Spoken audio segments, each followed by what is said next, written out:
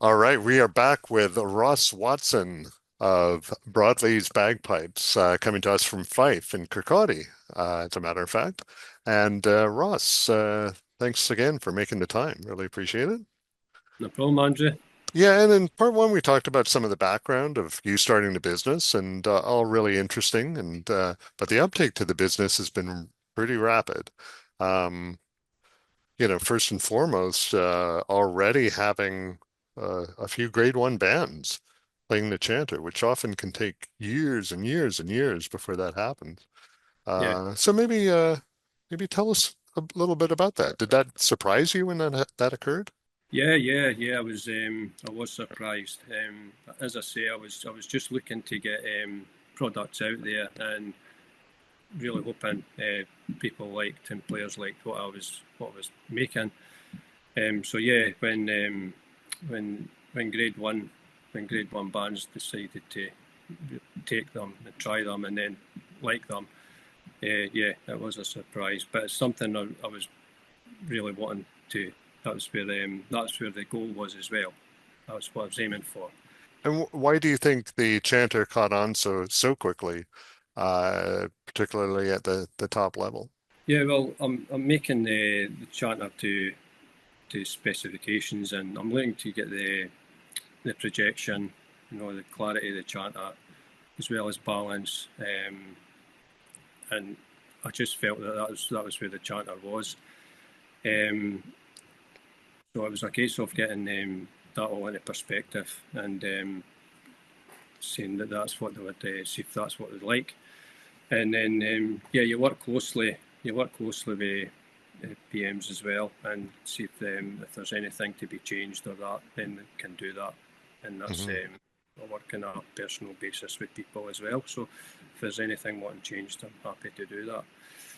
Is it all Blackwood that you're working with these days, or is it polypenco as well? I do both. So I do both. I do the plastic chanters and I do a Blackwood chanter. I've actually called the Blackwood chanter a solo chanter. Although it can be played in bands, it's but just named it solo for the whether the plastic chanters I've got, they're all named individually to suit pitch and what basically what you like as well. And yeah, we noted that Manawatu Scottish is back playing Sinclair chanters from the 1990s. Do you think there's kind of a move back to, I don't know, maybe a different kind of sound? Do you recognize any kind of a trend that might be happening? Yeah, there was, to be honest. It was I noticed that quite early on, even just when I was starting out this business. That's the way they seemed to be going. Older chanters were starting to come into the mix, and I thought, right, I'll make something as well to try and blend in with them. Aware that bands that were playing older style chanters maybe not be able to get them. So I thought I'll make something that can blend in with that, and that's when I'll come up with another chanter for doing that as well. Hmm, Uh, interesting. so yeah, that is an interesting side of the market that's something to look at and to be able to supply. So when you can't get a full batch of chanters, something that can make and put in there to if that's what they're wanting to play, want to Yeah, do. interesting. Yeah, it's I'd never thought about that until now, but it makes sense. What about the challenges that you face? Getting into the market. What are some of the biggest challenges facing bagpipe makers today?